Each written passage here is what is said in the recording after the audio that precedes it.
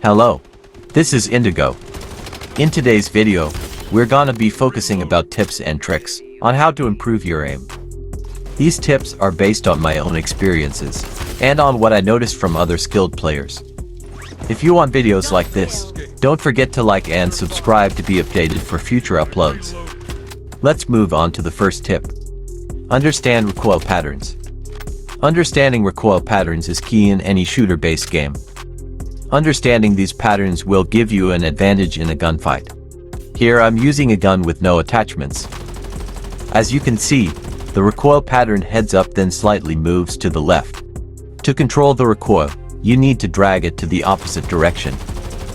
Remember that every gun has its own recoil pattern. Repeat this method until you have a stable aim. If you can maintain a stable aim without any attachments, then you will have a laser aim once you have your loadout. Next on the list is strafing. Strafing is a movement technique that involves moving side to side when shooting. Strafing makes it harder for enemies to land shots on you. Constantly moving side to side makes you a less predictable target. This is a simple movement technique that can help you in recoil control and for evading incoming shots when shooting. Strafing gives you a huge advantage over opponents who aren't moving or just staying in position. To do this, you just need to move your joystick left and right while aligning your crosshair to your target. You can use strafing to track your targets while you are continuously moving. Strafing adds a psychological advantage in a gunfight. Constantly shifting your movement forces your opponents to make adjustments in their aim.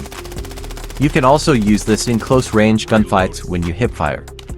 You can also combine strafing and jumping for enhanced mobility and to be more unpredictable. Mastery of this skill will improve your gameplay to the next level. Next on the list is burst firing. This is another method to control recoil. Burst firing means shooting in short burst interval rather than holding the fire button. With burst firing, you are more likely to land shots with precise accuracy. Burst firing prevents excessive recoil buildup. This lets your crosshair stay close to your target, making it easier to land shots accurately. See the difference?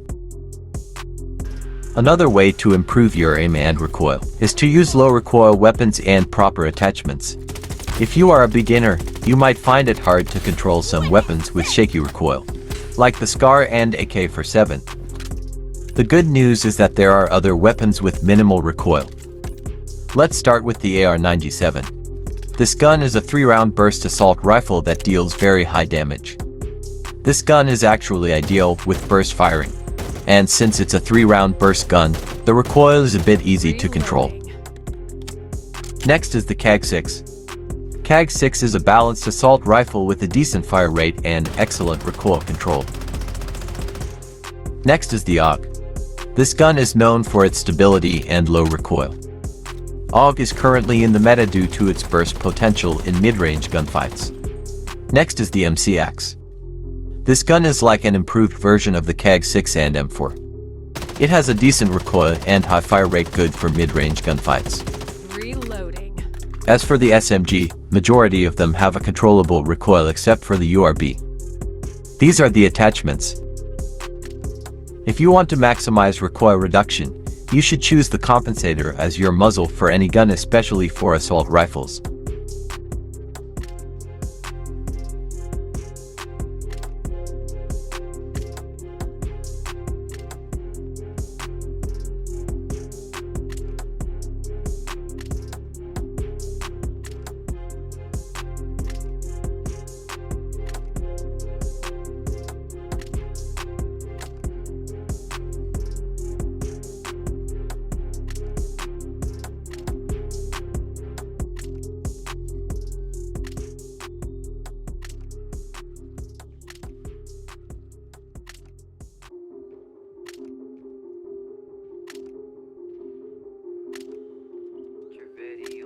Next on the list is the field of view options. These two options are the independent and associated. I will show you the differences between these two. Let's start with the independent. The independent option will enable you to have a zoom in and closer view when you aim. The associated option is the opposite of independent. The enemy looks smaller and farther. Here's a quick comparison. Now, which of these two options should you choose? If you prefer long-range gunfights, you should go for independent. With this option, you can clearly see your opponents in longer distances. If you like close-range gunfights, you might consider choosing associated. It's easier to track and transfer your aim because of the slightly zoom-out view. You can also see nearby and approaching enemies with this option. I also noticed less shakiness and recoil with the associated option. Your targets might appear a bit small, but this also has an advantage. With smaller targets, you are more likely to land shots on the upper parts of the body. Device and eyesight are factors to consider on what to choose between these two options. If you have a bigger device like an iPad or a tablet, then you might want to consider the associated option. If you don't want to compromise the size of your targets, then go for the independent option. Next on the list is crosshair placement. Good crosshair placement minimizes the need for unnecessary adjustments, making it easier to land accurate shots. By keeping the crosshair at head or chest level, you have better chances in winning gunfights. You can deal more damage by hitting the upper parts of the body.